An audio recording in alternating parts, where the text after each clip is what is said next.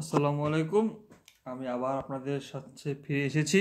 আজকে আমাদের আলোচনার বিষয় হচ্ছে রোমান্টিক পিরিয়ড 1798 থেকে 1832 পর্যন্ত। এই রোমান্টিক পিরিয়ডের সূচনা হয়েছিল ফরাসি বিপ্লবের পরে, অর্থাৎ ফরাসি বিপ্লবের পরে যে একটা নতুন একটা জিনিসের সূচনা হলো, রাজাকে বাস্তিল দুর্গ থেকে হাঁটানো হলো, সেখানে তখন প্রজারা গিয়ে ভিড় করলো, নতুন একটা যুগ। তেমনি এখানে একটা নতুন একটা যুগের সৃষ্টি হয়েছে, রোমান্টিক পিরিয়ড। এখানে সূচনা করেছেন আমাদের উইলিয়াম ওয়ার্ডসওয়ার্থ ভাই এবং এস.টি. কলারিজ ভাই। তারা দুজন মিলে লিরিক্যাল ব্যালাড রচনা করেছেন এবং এর মাধ্যমে রোমান্টিক যুগের সূচনা হয়েছে। তো এটাকে বলা হয় the golden age of lyric, অর্থাৎ লিরিক গীতি কবিতার স্বর্ণযুগ হচ্ছে আমাদের রোমান্টিক পিরিয়ড, কারণ এখানে প্রায় এগুলোই লেখা হয়েছে গীতি কবিতা আকারে। এই যে রোমান্টিক যুগের বৈশিষ্ট্য হচ্ছে আর্ট ফর আর্টস সেক, অর্থাৎ এখানে কোনো হিউম্যানিটি আছে কিন্তু সেভাবে নাই আর কি। আর্টটাকে আর্টের মতো করেই করা হয়েছে, অর্থাৎ নিজস্ব কোনো কল্পনা দিয়ে, তারপর সাবজেক্টিভিটি দিয়ে, ইমাজিনেশন দিয়ে, বা অতিপ্রাকৃতবাদ সুপার ন্যাচারালিজম দিয়ে, আর কিছুটা হিউম্যানিজমও দিয়ে দিচ্ছে আর কি। এবং বিউটি এটার একটা ভালো একটা বৈশিষ্ট্য। এসব রোমান্টিক এজের বৈশিষ্ট্য। এবং এই আর্ট ফর আর্টস সেক এটা সবার আগে বলছে আমাদের ব্রো অস্কার ওয়াইল্ড। ঠিক আছে, তারপর এখন আমরা কবি এই যুগে যারা যারা বিখ্যাত তাদের দিকে একটু নজর দেই। তো সবার আগে বলতে হয় আমাদের আমাদের ভাই উইলিয়াম ওয়ার্ডসওয়ার্থের নাম। তিনি একটি উজ্জ্বল নক্ষত্র রোমান্টিক যুগের, তাকে বলা হয় পয়েট অফ নেচার। তিনি ছিলেন নেচারের পয়েট, এবং তাকে বলা হয় পয়েট অফ চাইল্ডহুডও বলা হয়, বা ফাদার অফ রোমান্টিক এজ বলা হয়। এখান থেকে আপনি শুধু মনে রাখবেন যে poet of nature. William Wordsworth তিনি ছিলেন ওয়ার্শিপার অফ নেচার, অর্থাৎ প্রকৃতিকেই তিনি আর কি ওয়ার্শিপ করতেন। এবং তিনি তো অবশ্যই লিরিক্যাল বল্লাদ লিখেছেন, এটা তো পড়তেই হবে। এবং তার আত্মজীবনীমূলক কবিতা হচ্ছে দ্য প্রিলিউড। আচ্ছা, এর বাইরে পড়তে হবে, আমি প্রায় উইলিয়াম ওয়ার্ডসওয়ার্থের প্রায় সবগুলো আমি ইম্পর্টেন্ট মনে করি। তো এইগুলো মনে রাখার জন্য আপনি একটা ছন্দ পড়তে পারেন, যেমন দ্য ইডিয়ট বয় মাইকেল, তিনি হচ্ছে লুসির সাথে দেখা করতে যাবেন। তো দেখা করার জন্য একাকী, অর্থাৎ রিক্লুজ এবং সলিটারিভাবে বের হলেন। বের হয়ে তিনি ড্যাফোডিলের পাশ দিয়ে যাচ্ছিলেন, সেখানে দেখলেন রেইনবো দেখলেন। তারপর হাঁটতে হাঁটতে পৌঁছে গেলেন তিনি কোথায়? টিনটার্ন অ্যাবেতে। তো সেই টিনটার্ন অ্যাবেতে তিনি কি দেখলেন?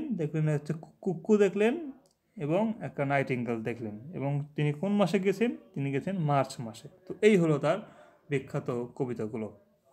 তো আমরা একটু আলোচনা করি কিছু কবিতার, যেমন ড্যাফোডিলে তিনি বলেছেন, এটা কিন্তু অন্য একটা নাম আছে, সেই নামটা হচ্ছে I wandered lonely as a cloud. এবং এখানে বলেছেন যে নেচারের একটা হিলিং করার একটা ক্ষমতা আছে, সে এরকম একটা অসুস্থ হৃদয়কে সে সুস্থ করে দিতে পারে। তো ড্যাফোডিল কবিতায় কবি বলেছেন যে I wandered lonely as a cloud. তারপর তিনি এই ড্যাফোডিলকে তুলনা করেছেন স্টার্সের সাথে, যেগুলো শাইন করে এবং টুইঙ্কেল করে মিল্কি ওয়েতে।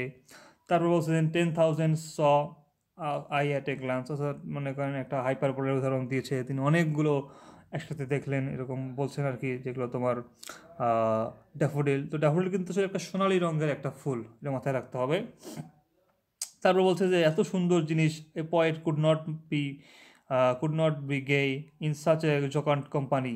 এখানে গে কিন্তু বোঝাচ্ছে খুশি বোঝাচ্ছে, আর অন্য কিছু বোঝাচ্ছে না। কিন্তু বলছে যে একটা কবি এইসব দৃশ্য থেকে খুশি না হয়ে পারেন না। তারপর বলছে যে এটা আসলে এই কবিতাটি তিনি দ্বারা বুঝিয়েছেন যে নেচারের একটা হিলিং করার ক্ষমতা আছে। তারপর দুঃখের সময় তিনি এই সুখের স্মৃতিগুলো দিয়ে তিনি সুখে থাকবেন। তারপর এই মোটামুটি যে প্রকৃতির সাথে যে মানুষের নিবিড় সম্পর্ক, এটা তিনি এখানে বোঝাতে চেয়েছেন। এরপর সলিটারি রিপার অনেক আমার পছন্দের একটা কবিতা।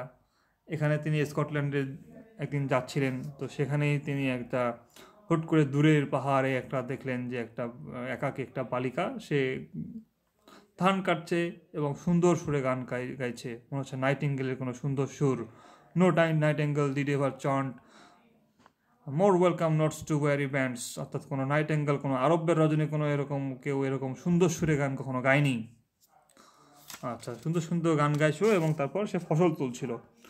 তারপর একটা লাইন এখানে খুব important, the music in my heart I bore long after it was heard no more, মানে সেটা হচ্ছে যে মিউজিক আমি এরকম শুনেছি যেটা আমার হৃদয়ে চিরকাল ছিল। তো এটা একটা 32 লাইনের একটা সুন্দর একটা ছড়া, খুব পছন্দের আমার, এটা আপনারা মনে রাখবেন অবশ্যই।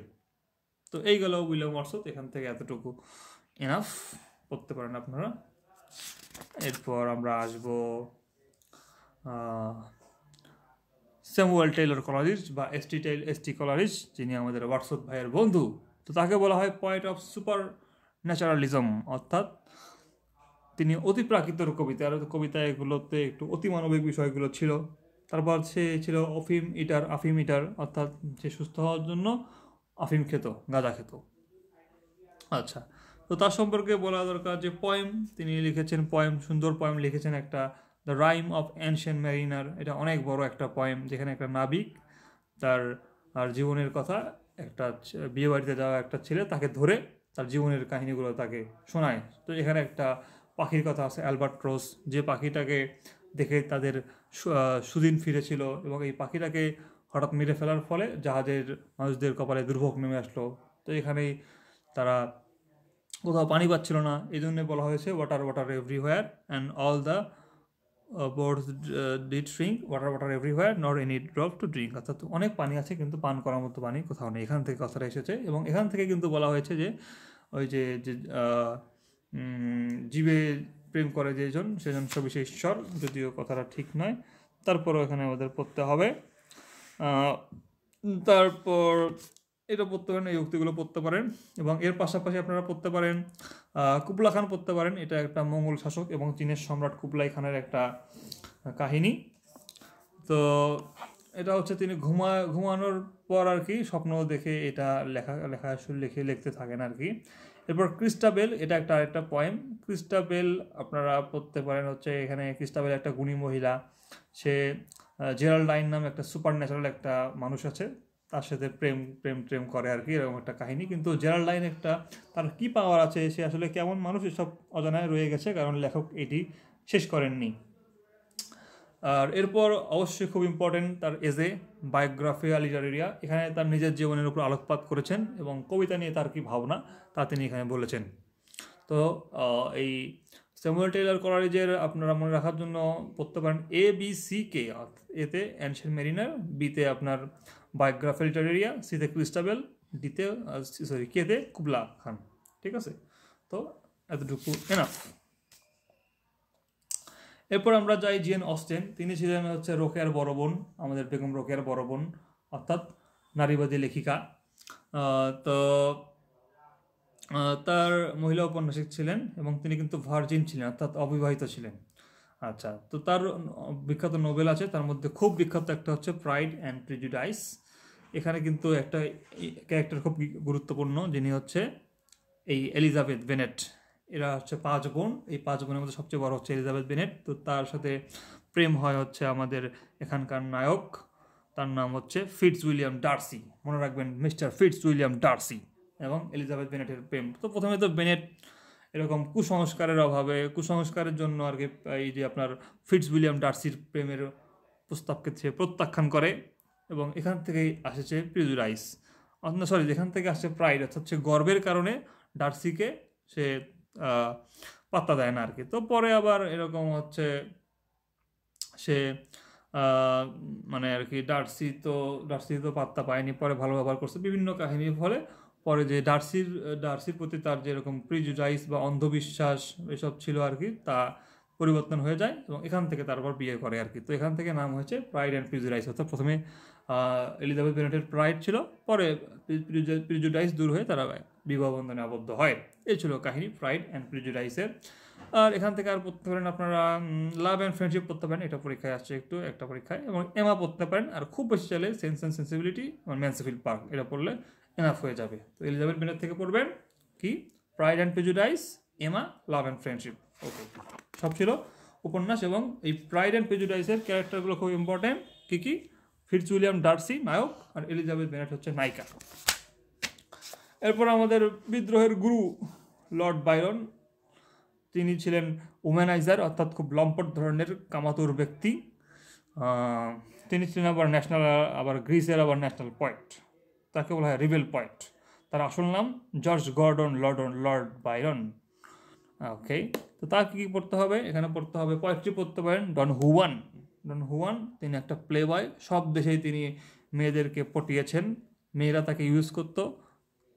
তো তার কথা মতো মেয়েরা তাকে ইউজ করতো আর কি, কিন্তু আসলে সে কি আসলে ইউজ হতো নাকি তারও ভালো লাগতো, মজা আসলে দুইজনই পাইতো। যাই হোক, এরপর এখানে ক্যারেক্টারগুলো খুব ইম্পর্টেন্ট, আপনারা ডন হুয়ান পড়বেন। ডন হুয়ান তো এখানে কেন্দ্রীয় ক্যারেক্টার। এবং ডনা হুলিয়া হচ্ছে তার মা খুব শিক্ষিত মহিলা। সে যখন এরকম হচ্ছে এই যে ডন হোসে, তার একটা এটা মানে তার প্রতিবেশী মহিলাটা আর কি, তো এই মহিলার সাথে যখন প্রেম করে তখন তার মা তাকে বাড়ি থেকে বেরোতে দেয় না। তো এগুলো সব দেখে তাকে অন্য দেশে পাঠিয়ে দেয়। তো সে দেশে যাওয়া ডন হুয়ান আবার গ্রিসে, ইতালি সব দেশে যায়, সে মেয়েদের সাথে লটরপটর করে। এই হচ্ছে সমস্যা, এই হচ্ছে ডন হুয়ানের কাহিনী। আচ্ছা, তারপর হচ্ছে চিলডে হ্যারোল্ডস পিলগ্রিমেজ, এটা পড়তে পারেন পোয়েট্রির মধ্যে। এখানে একটা চিলডে হ্যারোল্ড নামে একটা অভিজাত পরিবারের সন্তান, সে এরকম নিজেকে আত্মসন্ধান করে, বিভিন্ন পিলগ্রিমেজে যায়, তারপর স্পিরিচুয়াল জার্নিতে করে। তো এই কাহিনী ফুটে উঠেছে চিলডে হ্যারোল্ডস পিলগ্রিমেজে। তো পোয়েট্রি এখান থেকে পড়বেন ডন হুয়ান এবং চিলডে হ্যারোল্ডস পিলগ্রিমেজ।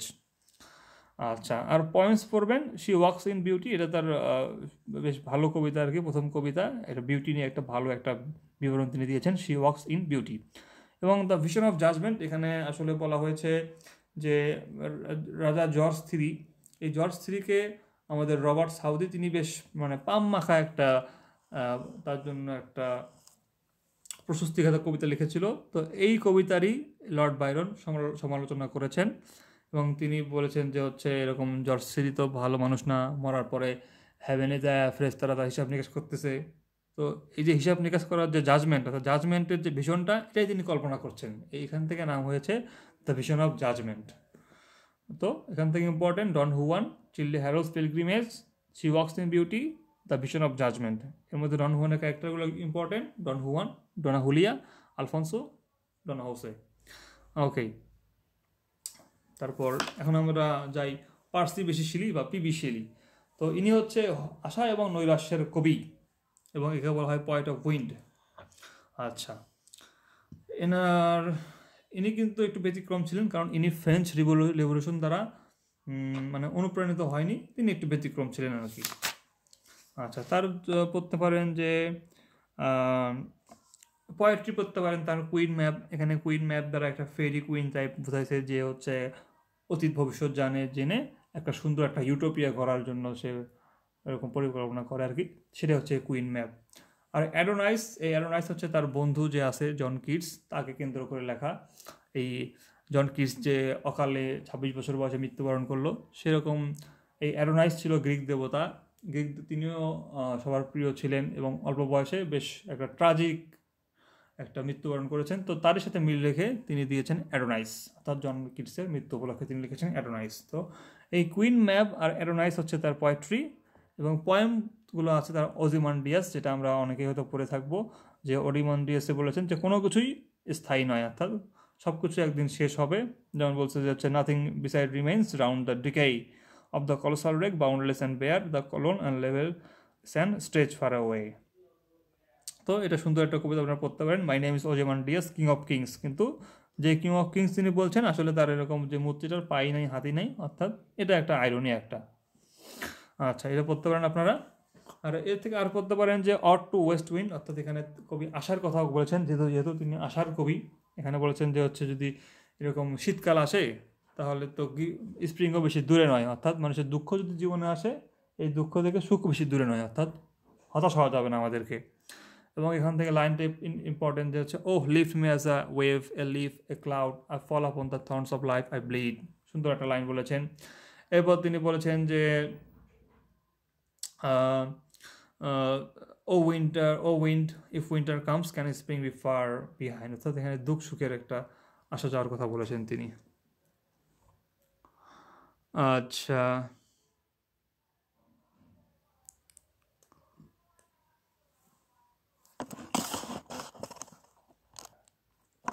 মানে শরতের হাওয়া যেমন মানুষ সব কিছু উড়ে নিয়ে যায়, তেমনি লেখকের দুঃখ সব উড়ে নিয়ে যাবে হচ্ছে এই ওয়েস্ট উইন্ডটা। আর অট্টো স্কাইলারকে এখানে কবি বলেছেন যে হচ্ছে আহ, যে স্কাইলার্ক একটা পাখির নাম। তো এই পাখির জীবনের সাথে কবি নিজের জীবনকে মিলিয়েছেন যে আমাদের জীবনে লিমিটেশন আছে, দুঃখ আসে, তো এর মধ্যে আমাদেরকে জীবনযাপন করতে হবে। আচ্ছা, এটা গেল তার পয়েমস। এবং এসে লিখেছেন তিনি, কি লিখেছেন, a defence of poetry. A defence of poetry এটা আসলে লিখেছেন যে অনেকেই যে এরকম কাব্যকে উপহাস করে, তো এটার ডিফেন্সেই তিনি লিখেছেন যে হচ্ছে কাব্য হচ্ছে সাহিত্যের সবচেয়ে উচ্চ শিখর হচ্ছে কাব্য। তো এই কাব্যকে ডিফেন্স করতে তিনি লিখেছেন এ ডিফেন্স অফ পোয়েট্রি। এরপর পয়েটিক ড্রামা থেকে পড়তে পারেন প্রমিথিয়াস আনবাউন্ড, এটা মোটামুটি একটু ইম্পর্টেন্ট আছে, পড়তে পারেন। তো মেইন পড়তে হবে কুইন ম্যাপ আর অ্যাডোনাইস, এই দুটো হচ্ছে পোয়েট্রি। পয়েম থেকে পড়তে হবে Ozymandias, ode to the west wind, ode to skylark. আর এসে পড়তে হবে a defence of poetry. John Keats অর্থাৎ a man of medicine, poet of beauty, তিনি হচ্ছেন সৌন্দর্যের কবি। মনে রাখতে হবে তিনি হচ্ছেন সৌন্দর্যের কবি, অর্থাৎ তার সব কিছুতেই সুন্দর ছিল। অকাল বয়সে অকাল মৃত্যু হয়েছে তার, 26 বছর বয়সে যক্ষা রোগে আক্রান্ত হয়ে। তো তার পোয়েট্রি হচ্ছে কি এন্ডেমিয়ন। এন্ডেমিয়ন হচ্ছে তার পোয়েট্রি, এটা একটা ন্যারেটিভ পয়েম। এবং পয়েম থেকে আছে যতগুলো অড আছে শুধুমাত্র অড টু স্কাইলার্ক এবং অড টু ওয়েস্ট উইন্ড, এই দুটো শেলির। তা বাদ দিয়ে যতগুলো অড আছে সবগুলো অডই হচ্ছে আমাদের এই কিডস কিডস ছোটো ভাইয়ের, ঠিক আছে। যেমন আছে অড টু নাইটেঙ্গেল, এখানে নাইটেঙ্গেলের সাথে তিনি মিলিয়েছেন। নাইটেঙ্গেলের সুর হচ্ছে কি চিরস্থায়ী, কিন্তু মানুষেরটা দেখেছি একটু ক্ষণিকের জন্য সুখ পায়, কিন্তু একটু পরে আবার সে রিয়েলিটিতে ফিরে আসে, দুঃখ তার জীবনে চলে আসে। আর অড অন এ গ্রেসিয়ান আর্ন, এখানে গ্রিসের একটা শিল্পকলা তিনি প্রশংসা করেছেন যে মানুষ আসবে মানুষ যাবে, কিন্তু এই সৌন্দর্য চিরকাল থেকে যাবে, অর্থাৎ কি beauty is truth, truth is beauty. এরপর বলেছেন অড টু মেলানকলি, এখানে কবি বলেছেন যে দুঃখে দুঃখে মানুষকে আত্মহারা হওয়া যাবে না, অর্থাৎ দুঃখের সাগরে ভেসেই মানুষকে সুখের স্বাদ নিতে হবে। যেমন কি বিডিং অ্যাডিউ অ্যান্ড অ্যাকিং pleasure nigh, turning to poison while the bee mouth sips. আচ্ছা, তারপর অট টু অটাম, এখানে কবি অটামকে ঘিরে অনেক সুন্দর সুন্দর কথা বলেছেন। তিনি হচ্ছে সূর্যের মতো, তার এই সময় কি হয় যে কুড়ে ঘরে লতানো পাতা থাকে, ঘিরে থাকে আঙ্গুরের দ্বারা, এসব কবি বলেছেন যে শরতের বিভিন্ন রূপ তিনি প্রকাশ করেছেন এখানে। আচ্ছা, এরপর এখান থেকে কিডস থেকে আর বেশি কিছু পড়ার নেই, এটুকু পড়তে পারেন।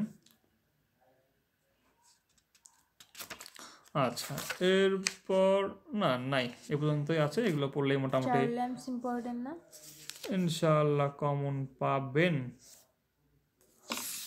ঠিক আছে, ধন্যবাদ।